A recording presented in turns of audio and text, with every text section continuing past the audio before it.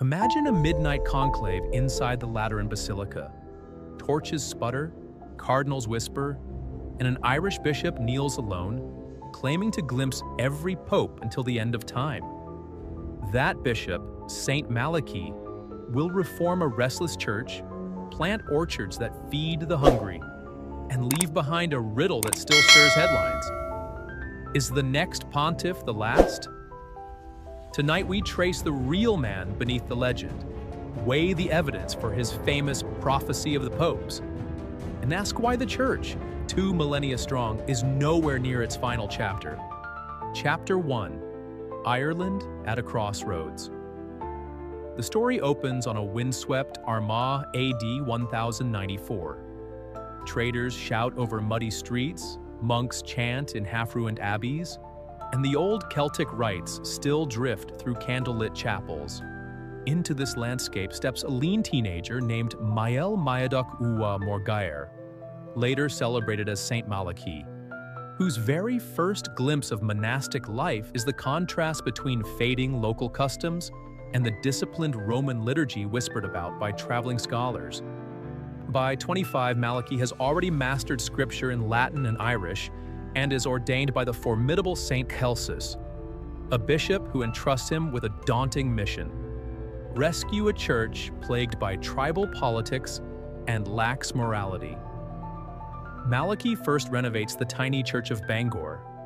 Not with gold, but with stone he hauls himself, setting a precedent for hands-on reform that will ripple across medieval Ireland. He then turns to the sacraments. In parishes where confession and confirmation had nearly vanished, Malachy reintroduces them with persuasive homilies that blend vivid storytelling and strict canon law. Eyewitnesses recall farmers standing in line for hours simply to receive a blessing they'd never heard pronounced in flawless Latin. For local chiefs, the change is unsettling, losing their grip on church revenues. But ordinary families sense a revival of spiritual credibility. Malachy's secret weapon is mobility. Rather than wait for the faithful, he rides on horseback to remote glens, baptizing infants in icy rivers and distributing hand-copied leaflets of the Roman Missal. Everywhere he goes, he leaves behind disciplined choirs and newly trained acolytes who keep the rhythm of Rome beating in Celtic hearts. Resistance peaks when he is elected Archbishop of Armagh in 1132. A powerful clan has controlled the see for generations, treating it like property. Malachy arrives unarmed, carrying only a silver crucifix, and refuses to depart until the hereditary keeper lays the cathedral keys at the altar. Contemporary chronicles say the doors opened as if pushed by angels, a metaphor for the first clean break from nepotistic rule. Before we ride with Malachy to the front lines of miracle and controversy, a quick favor. If stories of medieval reform and hidden prophecy fascinate you, tap like and subscribe now. It tells YouTube's algorithm to share this Catholic history documentary with fellow seekers and helps us keep producing high-quality content.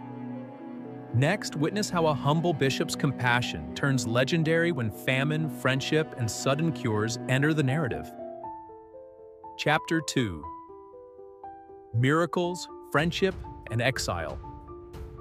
An unexpected famine sweeps across Ulster, and Malachy's response is anything but ordinary charity.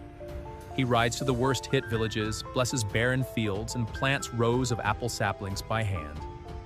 Locals swear those trees bear fruit in a single season, enough to feed entire families through a second failed harvest. Word of the orchard miracle travels as far as French monasteries, boosting Malachy's reputation as both reformer and wonder worker. On a pilgrimage to Rome, he crosses paths with Saint Bernard of Clairvaux, the charismatic voice of the Cistercian movement. Their friendship ignites instantly. Bernard offers shelter at Clairvaux, and Malachy gives him a beautifully carved ivory crozier. Letters between the two reveal a mutual admiration that shaped European monastic culture. Bernard praising Malachy's unquenchable charity, Malachy marveling at Bernard's burning intellect. Soon after, a desperate summons arrives from Scotland. Prince Henry, son of King David I, is gravely ill. Malachy travels north, prays over the boy, and places the royal signet ring on a relic of the True Cross. Chroniclers record an overnight recovery, calling it proof that mercy outruns medicine.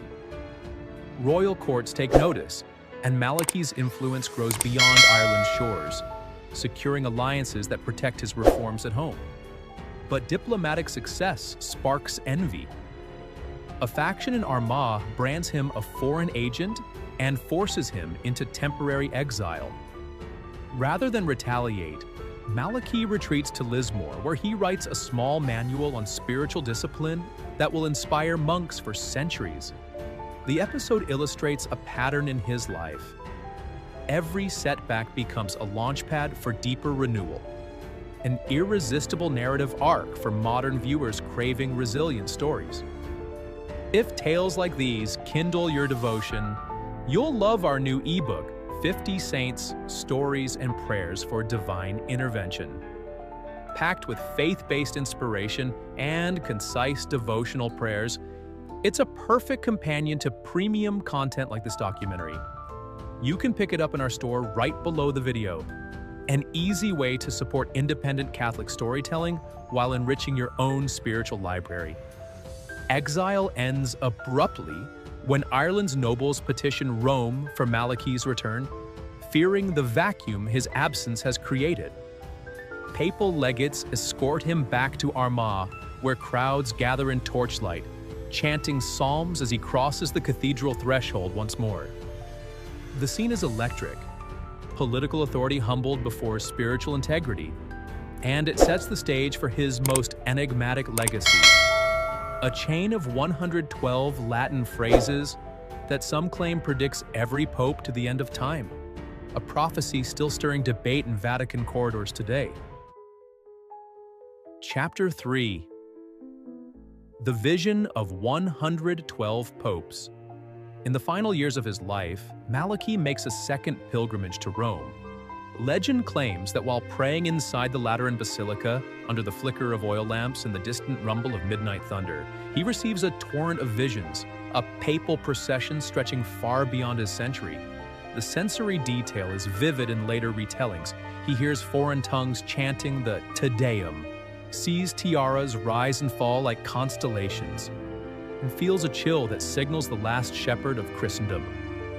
Back in the quiet of Clairvaux, he jots down 112 terse Latin mottos on a single parchment, sealing it with wax and handing it to confidants for the eyes of future Rome. Each line is a riddle: De labore solis, Pastor et nauta, Flos florum, fragments that read like code from a medieval Da Vinci thriller. He never speaks publicly of the list again, choosing discretion over spectacle. 4 centuries later, Benedictine historian Arnold de Wyon stumbles upon the manuscript in the Vatican's secret archive. In 1595, he publishes it inside a scholarly tome. The Catholic world erupts. Cardinals memorize the mottos before conclaves. Pilgrims whisper about hidden timelines. And the printing press churns out copies faster than indulgence slips. De Wyon's commentary claims uncanny accuracy up to then reigning Pope Sixtus V, fueling talk of divine insider knowledge.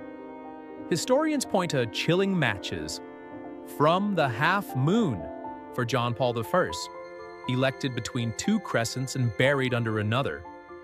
Labor of the Sun for John Paul II, born during a solar eclipse and laid to rest on the day of a rare annular eclipse. Statisticians crunch probabilities, headline writers salivate, and the prophecy inches into the lucrative realm of apocalypse media. Yet skeptics counter with hard data. There is no mention of the list in the exhaustive biography of Saint Bernard, Malachy's closest friend. Linguists note that early mottos line up too perfectly, suggesting someone inside a 16th century conclave may have reverse-engineered the riddles to legitimize a favored candidate. The debate itself becomes a goldmine for Vatican secrets documentaries and end times prophecy podcasts. ensuring the legend stays evergreen in the YouTube algorithm. The final stanza still sends a shiver. In extreme persecution, Peter the Roman will feed his flock, and the city of 7 hills will be destroyed. Whether forged or prophetic, those words cast a long shadow over every papal election since, especially in an era when Pope Francis, son of a man named Pietro, walks the colonnades at dusk. And so the question lingers in the Roman air like incense. Could the last line be waiting for its cue? Chapter 4. Death, Relics, and Rapid Canonization. By 1148, Malachy's health is failing, but his diary notes a serene certainty. He would die on All Souls' Day, and he would die at Clairvaux. Bernard tries to dissuade the journey. France is gripped by early winter storms. But Malachy boards a creaking river barge anyway, muttering, "Obedience ends where eternity begins." Witnesses say the sky cleared when he reached the abbey, as if nature held its breath for a final benediction. During his last mass, he blesses each monk individually, then smiles at Bernard and whispers, "Gaudete in Domino semper," rejoice in the Lord always. Hours later, in a stone-walled infirmary perfumed with beeswax and lavender, he grips a plain wooden crucifix and slips away. Bernard records the time, night's midpoint between matins and lauds, and calls it the hour angels traded places with men. Almost instantly, healings erupt. A novice with chronic seizures touches Malachy's cloak and never convulses again. A blind lay brother claims a golden light flared from the corpse and restored his sight. These testimonies pour into Rome, accelerated by Bernard's formidable network, an early medieval equivalent of viral share buttons boosting faith-based stories across Europe. The speed of his canonization is startling. In just 42 years, Pope Clement III declares Malachy a saint, an unprecedented timeline that signals Vatican confidence in the miracles and, not incidentally, energizes pilgrim traffic to Clairvaux and Ireland alike. For content creators today, it's a reminder that compelling narratives, backed by credible witnesses, can move institutional mountains. Relic hunters follow. A fingerbone travels to the cathedral in Lismore. A scrap of vestment crosses the channel to York. The rest is entombed beside Bernard. Centuries later, French revolutionaries ransack Clairvaux, but pious locals smuggle the reliquary beneath wagon boards, keeping the saint's memory alive through political upheaval and secular backlash. Modern pilgrims still trace that clandestine route, pausing at weather-worn chapels where Malachy once preached. Each stop whispers a little-known fact. The orchard he blessed still blooms every October. The stone he knelt on in Armagh bears a faint handprint, polished smooth by centuries of devotion. And those tangible reminders lead naturally to fresh debates over the intangible. The mysterious list of popes that continues to haunt Vatican archivists and headline writers alike. Chapter 5. Prophecy, Doubt, and the Long Future of the Church.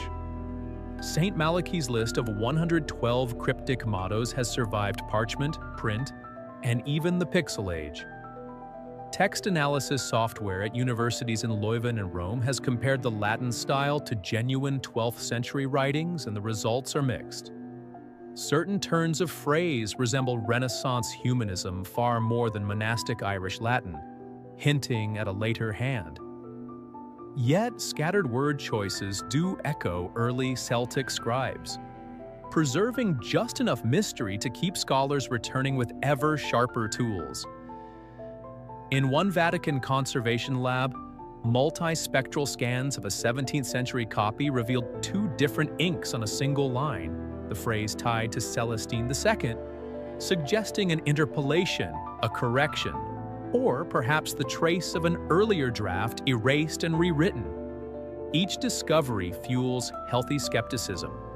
After all, St. Bernard's meticulous biography of Malachy never even mentions a prophecy, a silence more deafening than a library of commentaries. Online, interactive maps match papal coats of arms to the mottos, inviting curious minds to test the alleged accuracy for themselves. Some lines align neatly, others require contortions, and still others fail entirely. Statisticians remind us that vague symbols like moons, lilies, and suns appear often in heraldry, making coincidences almost inevitable over 9 centuries of popes. The pattern, they say, is far less miraculous than it looks at first glance.